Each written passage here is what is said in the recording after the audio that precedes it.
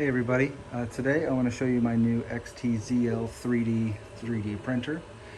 This is my 9th printer, I believe, at this point. And if I am being honest with you guys, this is easily the most impressive printer that I have owned out of the box. All right, so let me explain that a little bit.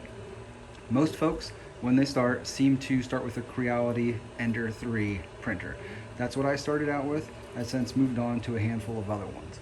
So I think this one is going to be a Creality Ender 3 killer because of the price point of this printer combined with all the different features that it has compared to what the Ender 3 and Ender 3 Pro even have or don't have.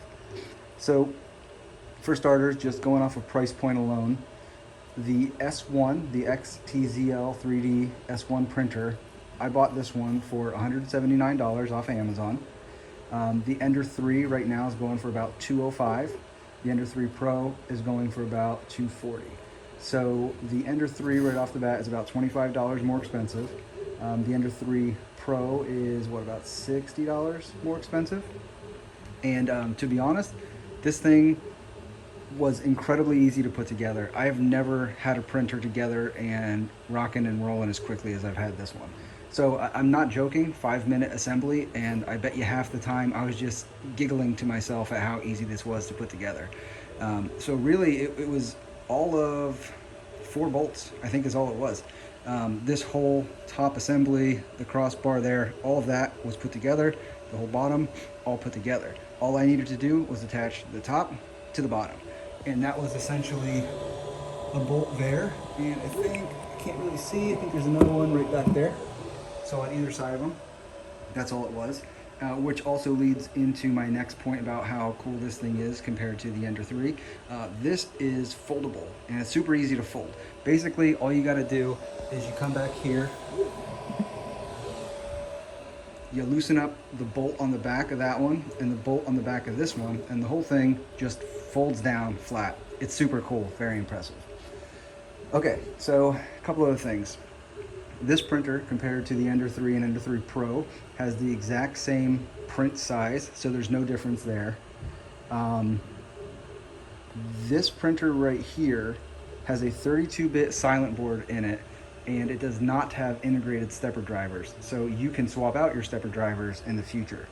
The Ender 3 comes with a 8-bit board, again 32-bit. The Ender 3 is an 8-bit. The Ender 3 Pro is also an 8-bit, but the difference is the Ender 3 Pro is a silent 8-bit board, and everything's integrated, so there's no room for expansion. You really can't make any changes unless you're swapping out the entire main board.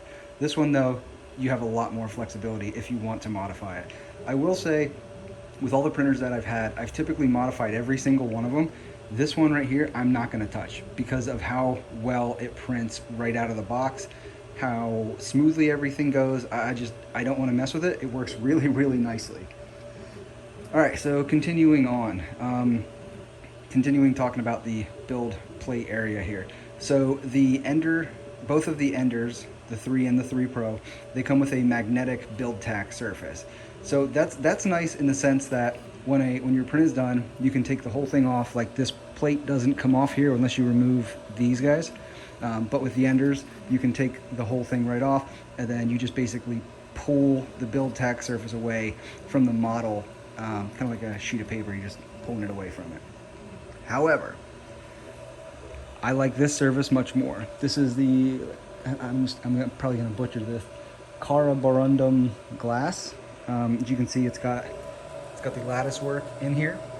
So the glass is really nice because it really makes sure that your print surface is very flat as compared to the build tack, because if your plate down here isn't flat, your build tack is going to conform to any dips or anything, and it's not going to be a perfectly smooth surface. So the glass helps out with that. A lot of different manufacturers, when they put glass on, they have like those big office binder clips that they put on here. These guys, they did a brilliant thing, and they added these super low profile clips. So they're easy enough to take off, but they don't cut into your build surface like those big clips do. Okay, so something else here. This comes with this metal extruder right here. The Ender 3 Pro also comes with a metal extruder. The Ender 3 does not, so that's one of the differences. You guys can probably see, but these little slot fills, I'm not sure what they're called, but these come standard in here. Neither of the Enders have those. Oh, something that really stood out to me that was monumentally helpful that neither of the Enders have.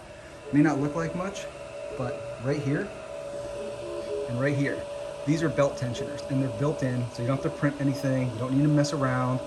All you have to do is just Allen key. And you just twist them, and you can put the proper tension on your belts, and you're rocking and rolling. All right, so neither of the Enders have that. What else are differences? One of the reasons why people buy the Ender 3 Pro is because of the more rigid yellow springs. As you can see, this one already comes with it. The Ender 3 does not. Again, the Ender 3 does. I don't know that I'm going to change them. Some people end up putting silicone stoppers in there. I don't know if I'm going to do that or not. Something else that's a really big win for this one compared to either the Ender 3, excuse me, the Ender 3 or the Ender 3 Pro, is the fact that this one has dual Z rods. There's one, down to a stepper, and then there's the other one. So what that does is that makes this whole bar here lift up uniformly, whereas the Enders only have one stepper motor over there. So as it lifts it up, yes, it's lifting this up, but the dual steppers just make sure that they're doing it in sync together, and it helps keep everything nice and even. Okay, we can talk about the display here in a second. I did want to talk about the part cooling fan, or fans for this one. So as you can see, there are two part cooling fans. And what that means is, as the printer prints, it's getting air blown onto the filament from both sides of it.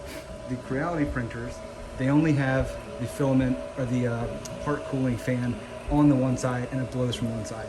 So what this effectively means is, for this one, the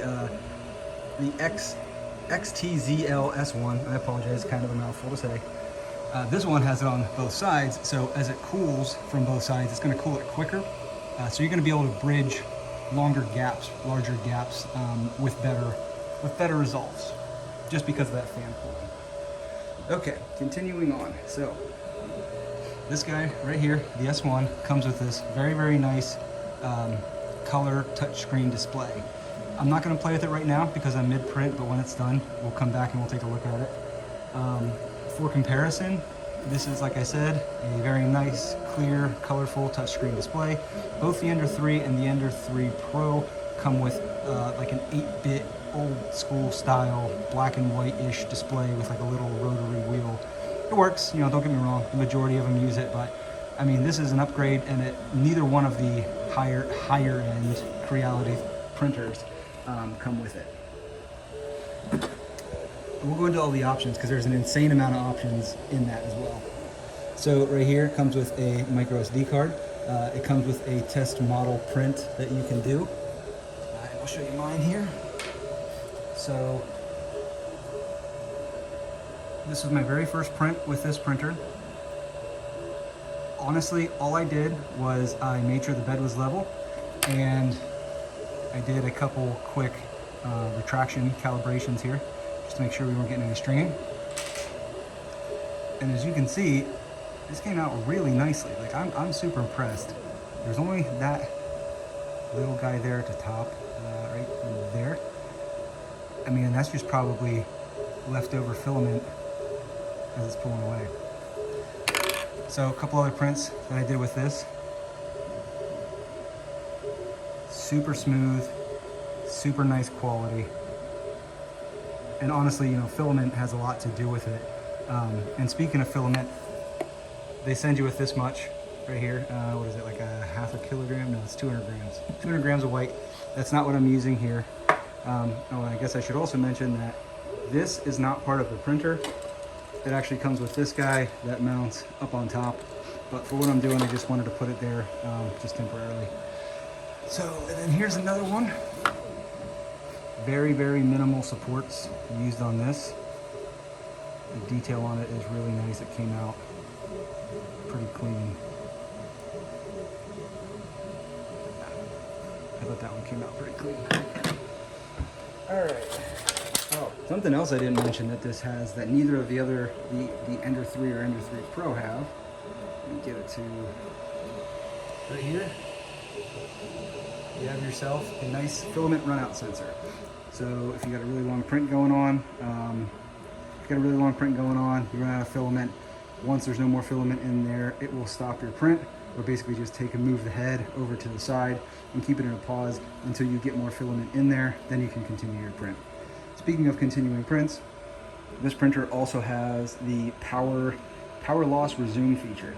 So if you're mid-print, your power goes out, power comes back on, it's going to ask you down here if you want to resume your print or not. So that's super helpful. I know a lot of people like that one. Okay, what other things are there? So all the tools that you are going to need are included with it. The only thing that you will really need is a PC to run your slicing software. That's everybody's personal choice. Most folks go with Cura. And let's see. Oh, two things that I want to note that, I guess 3 things that I want to note that I was kind of surprised by, I guess a little bit disappointed. One of them, this is super minor, I know, but there should, I apologize, this is not focusing well. There should be a little like horseshoe clip that goes in between this little black plastic piece and the metal here, and same with right here. Neither one of them have it. Okay, I thought I just messed up my print.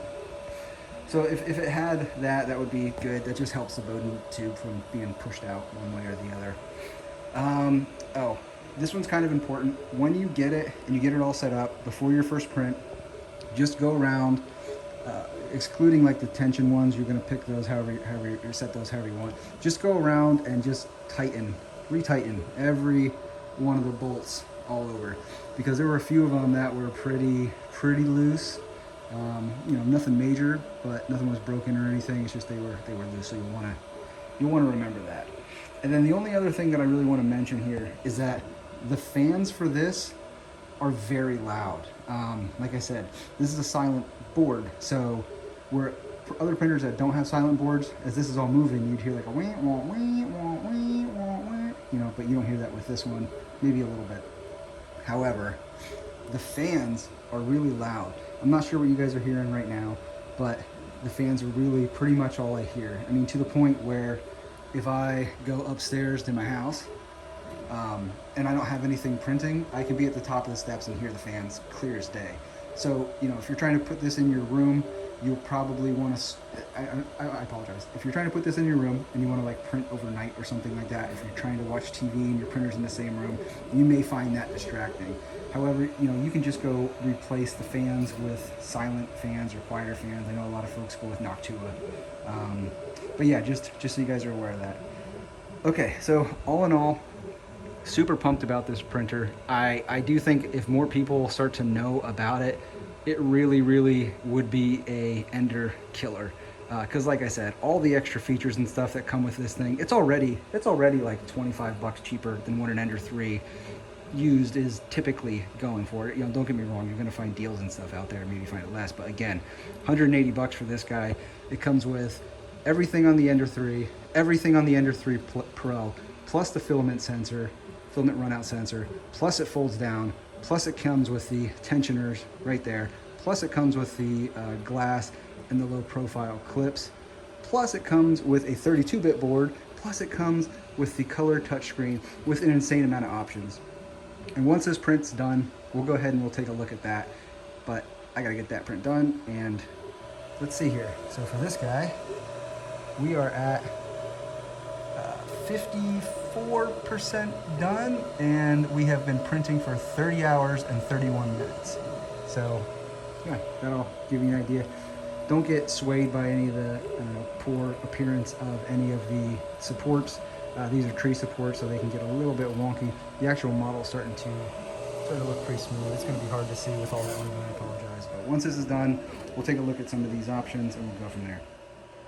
Okay, so this print is now done.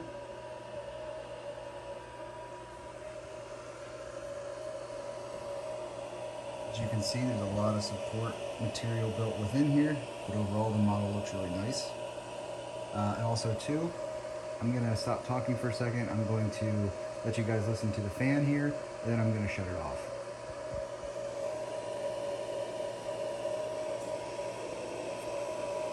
Shut it off now.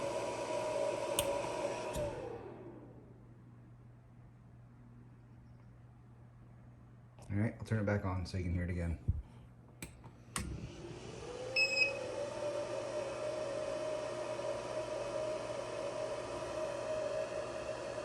All right. Okay, I'll be back in just a second after I get this off. All right, so that print is all done. So I shut the machine off, I've taken care of everything. Now I just wanted to show you guys a couple of things on the LCD display that I thought really helped set this thing apart from a whole lot of other printers when they come, stock, I guess. So a lot of the features that are on here for other printers like the Creality printers, among other ones, you either have to actually do them through the Marlin configuration itself, or you need to have a USB cable connected to the machine, which I believe I forgot to mention, but this actually does have a USB port here, and right here's the micro SD card. It's hard to see. Apologize for not mentioning that earlier. But yeah, you either have to make those configuration changes in the Marlin config itself and send it to the printer to store it in the firmware, or you need to, like I said, connect it to a USB and send those G-code commands that way. But this actually allows you to do a lot of those things right here. The only real issue, I guess, that I have with this display is there's no general info screen like there is on the Creality machines and many others. Like when you boot it on, it just tells you right away, the current temperature of the bed is this, the current temperature of the hot end is this, the fan is this, blah, blah, blah. There's none of that right here. You don't get any of that information until you're actually starting a print, or unless you're going into one of these sections to do your preheating and whatnot. So to start any print, it's pretty simple. Just hit print. Any of your files are right here. You just use these to go up and down. This is from a different SD card that I was using, but use the back arrow to go back. Tool, this is where you'll make any of your changes for the machine, I guess at the tool level. It's a really bad way of explaining that, but so like the hot end, the heat bed, homing everything, controlling your motors, all that kind of stuff. So if you want to preheat anything, you just go to preheat. This is how you preheat this extrusion one, that's your hot end. So you can change if you want to increase or decrease by 10 degrees, 1 degree, 5 degrees, and you go up and down that way. If you want to do your bed, press this guy, same thing, but now it says heat bed. Okay. Oh, and I'm sorry. Your number right here is showing what the current temperature is on the left and what your setting is on the right. So if we just did 30, now it's going to try to heat itself up to 30, but I don't want it doing that right now, so I'm just going to knock that down. Extrusion, so if your hot end is up to temperature, you can use this to automatically feed filament in or out. But again, you have to be up to temperature. Typically it's like 175 is where it starts to let you do it, 180, something like that. You can also, change the speed of how quickly it's in or out right here, and the distance you're extracting or pulling back in. Leveling features, one thing that's really nice. There is no auto bed leveler on this, but you can just use this to take and put it to a particular spot. So if I wanted to go in the center, I just press the center button. It's gonna home quick because it hasn't homed yet. Then we'll go over to the center there in just a second. So while this is doing this is just really nice. So if you don't, it doesn't have a BL Touch or any kind of other auto bed leveler. So you can use this to go to your different points, take your piece of paper, slide it underneath, make sure it's level, and kind of move back around. With the goal being your center point ends up being, very smooth and easy. Obviously all 5 points are, but really you're printing mostly in the center, so you want to make sure your center comes out the best, in my experience. There's a lot of things on here, that a lot of other ones can do once you add auto bed levelers and things like that. PID adjust. This is really cool. This is one of those ones where you typically need to send the G-code command, but if you go here and you start to PID adjust, what this will do is I don't know if it does the bed, but I know it does the hot end. It'll go through preheat cycles to determine, how to get it up to temperature the quickest. So that's super nice. Home is just how you home everything. Move allows you to move everything directly. So in your settings itself, I haven't gotten this to work. It says Wi-Fi. I don't really know if it actually has any kind of Wi-Fi built in. I don't believe I saw that in the listing, and I let this sit for a bit and nothing ever happened. So I'm assuming it doesn't have the Wi-Fi module. I'm not sure though. Fan, you can control your fan speeds right here. Machine settings. So this is pretty cool too. You can come into the machine settings and like you can actually change exactly what kind of machine this is. You can alter it's hard to see, I apologize. You can alter the bed dimensions if you figure out some kind of way to expand those or change those. I mean, this is just what I was talking about, where a lot of these things you had to configure in the configuration itself. So like you can change the motor directions. You can actually change your E-steps right from here. So if you're doing E-step calibrations, you don't need to actually send it through USB commands or anything. I'm sorry, through like Octoprint or Pronterface or anything like that. There's just a lot of stuff in here that most other ones don't even have. So you can set the number of nozzles, maximum temperature, lowest temperature of your nozzles. Like here's your PID results right there. Minimum extrusion temperature. So this is actually set at 0. Can't see it, 0 degrees. So basically if I wanted to, it's very bad for it, but I can force it to extrude through a hot end when it's ice cold, which is a terrible idea. I should change that up to like 180, whatever I said previously. Hotbed settings here as well. And then your advanced, let's see, you can set up auto shutdown after print. You can tell if it has a uninterrupted power supply, backup. There's just a bunch of stuff in here that a lot of them don't have. So anyway, that's kind of a long and short of it. Your bout is going to tell you a little bit about it. Yeah, the Robin Nano 35. I apologize if you guys can. Oh man, this must have been focused on my hand this whole time. I'm so sorry, guys. Anyway, there's a lot of things in here that really make me think that this is, man, that won't focus, an Ender 3 killer. The features that you get for the price is just insane. There's just too much to list. This has been super good overall. I mean, here, like, this is silly, but I used Kira's mold thing. My friend's making soaps, so she likes narwhals, and I found a narwhal print, or a narwhal model, and I actually was able to make a mold out of it, just basically invert the model. But, you know, that came out super nice. This is not focusing well.